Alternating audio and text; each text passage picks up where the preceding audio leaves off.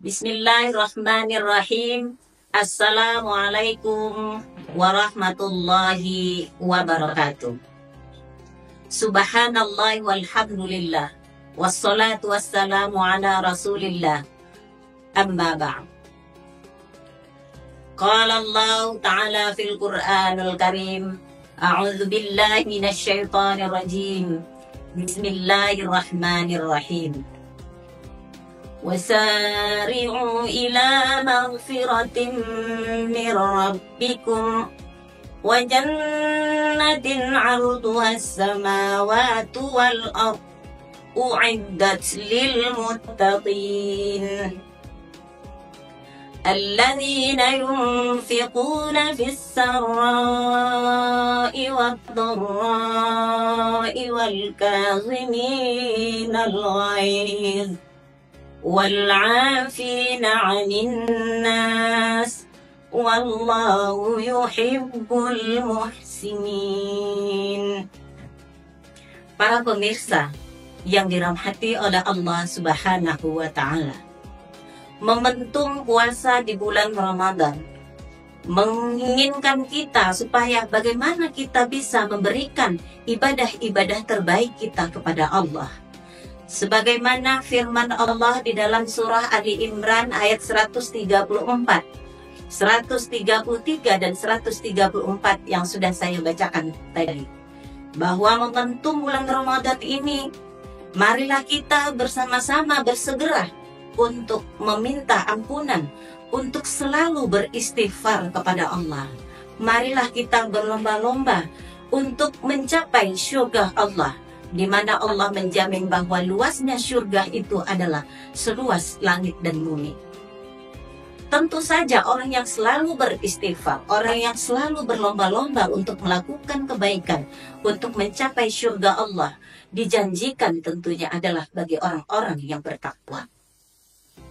Para pemirsa rahimakumullah, cita-cita bertakwa, cita-cita menjadi seorang muttaqin menjadi salah satu tujuan dari puasa di bulan Ramadan. Sebagaimana di dalam surah Al-Baqarah, la'allakum tattaqun. Pertanyaannya adalah, bagaimana ciri dan bagaimana karakter seorang yang muttaqin? Di dalam surah Ali Imran dikatakan, alladzina yunfiquna fis sarra'i wad dharra.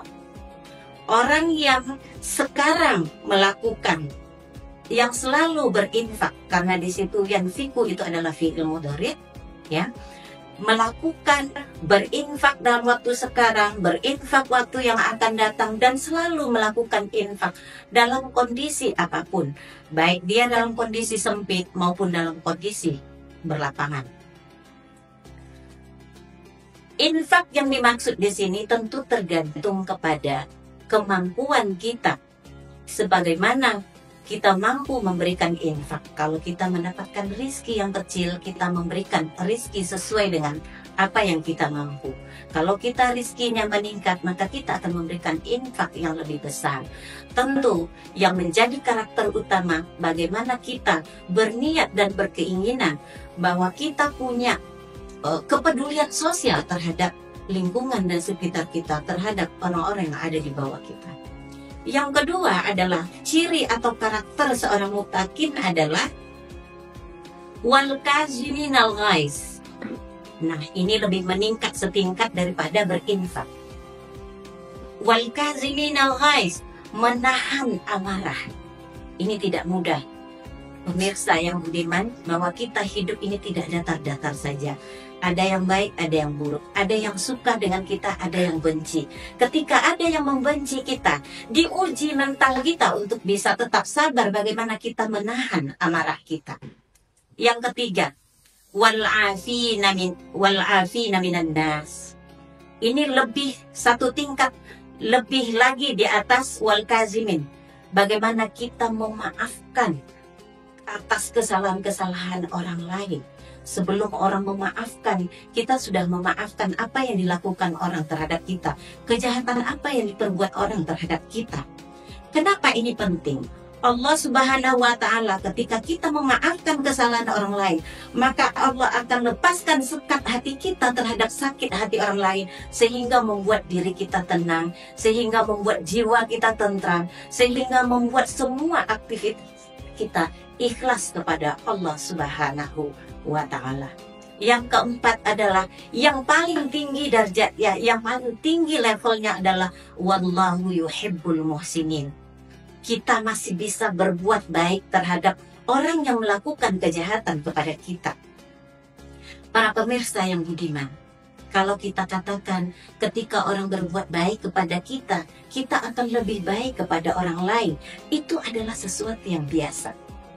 Tapi ketika orang lain jahat kepada kita, ketika orang lain menfitnah kita, kita masih membuka hati untuk bisa melakukan hal yang terbaik kepada orang tersebut. Ini adalah ciri orang muttaqin yang paling tinggi, walaupun susah. Tapi ini adalah bagaimana kita mampu membentuk karakter kita menjadi 4 karakter ini. Para pemirsa yang budiman, saya ingin menyampaikan ada sebuah kisah yang menarik. Pada masa Rasulullah Sallallahu Alaihi Wasallam, ada yang namanya orang yang selalu menyebar fitnah, atau dikatakan adalah gerombolan orang-orang munafik. Dia adalah pemimpinnya. Mungkin kita tahu siapa yang namanya yang dikenal dengan Abdullah bin Ubay bin Salul. Apa yang dilakukannya, saudara-saudara? Abdullah bin Ubay bin Salul ini pernah menebar fitnah sehingga bisa memporak-porandakan kehidupan rumah tangga Rasulullah Sallallahu Alaihi Wasallam. Abdullah bin Ubay bin Salul pernah menyebarkan fitnah terhadap istri yang dicintai oleh Rasulullah, yaitu Aisyah radhiyallahu anha. Ketika Siti Aisyah terpisah dari gerombolan, dari kelompoknya, ya, Aisyah ketemu dengan seorang pemuda yang gagah berani, yang ganteng, yang bersih, yaitu namanya adalah Safwah bin Mu'attal As-Sulami. Ya. Safwah ini adalah seorang yang gagah berani. Ketika melihat istri Rasulullah tertinggal, kemudian terpisah dari kelompoknya, maka dia berusaha untuk menolong Siti Aisyah dan meminta Aisyah untuk naik ke atas ontanya. Lalu si Safwah memegang tali yang ada pada onta. Peristiwa ini, kejadian ini dilihat oleh Abdullah bin Ubay bin Salul. Lalu Abdullah bin Ubay bin Salul membuat caption, membuat pernyataan, dan membuat berita-berita hoak. Nah, ternyata berita hoak dari zaman dulu, pemirsa, itu sudah ada. Diberitakan kepada semua masyarakat bahwa istri Rasulullah Sallallahu Alaihi Wasallam sudah tidak setia dengan Nabi, sehingga dia melakukan selingkuh. Dia punya hati dengan orang-orang yang lain, sehingga apa yang terjadi, para pemirsa, Rasulullah sempat goyah pada waktu itu hatinya terhadap apa yang dilakukan oleh Abdullah bin Ubay bin Salul. Tetapi karena memang istri Rasulullah Siti Aisyah ini mempunyai keistimewaan, berdasarkan riwayat ini, berdasarkan peristiwa ini, lalu Allah turunkan Al-Quran surah An-Nur ayat 11. Innal ladzina ja'u fil ifki usbatum minkum la tahsabu syarram minkum bal huwa khairul lakum. Jadi dengan adanya ayat ini bisa menampik, ini bisa membebaskan bahwa Siti Aisyah sesungguhnya tidak melakukan hal-hal yang tidak terpuji bersama seorang pemuda yang gagah. Para pemirsa yang budiman, kemudian selanjutnya apa yang terjadi? Abdullah bin Ubay bin Salul ini, saudara, dia meninggal dunia. Ya, tidak lama setelah itu dia meninggal dunia, lalu anaknya datang menghadap kepada Rasulullah dengan muka yang sedih. Putranya berkata kepada Rasulullah, "Ya Rasulullah, bapak saya, ayah saya Ubaidillah, Abdullah bin Ubay bin Salul telah meninggal dunia.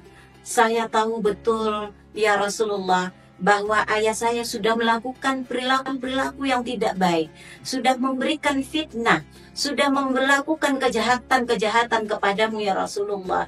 Hari ini saya datang kepadamu ya Allah, ya Rasulullah. Tolong maafkan ayah saya ya Rasulullah. Para pemirsa, Rasulullah Shallallahu Alaihi Wasallam sambil tersenyum menyampaikan kepada putranya Abdullah bin Ubay bin Salul, hai putra Abdullah bin Ubay bin Salul, sebelum kamu datang ke sini, saya sudah memaafkan kesalahan-kesalahan dan semua perbuatan-perbuatan yang jahat yang dilakukan oleh ayahmu kepadaku. Lalu putranya Abdullah bin Ubay bin Salul memeluk Rasulullah sambil menangis dan mengucapkan terima kasih. Ya Rasulullah, bolehkah saya meminta satu lagi ya Rasulullah? Apa itu? Bolehkah saya mengambil jubahmu ya Rasulullah?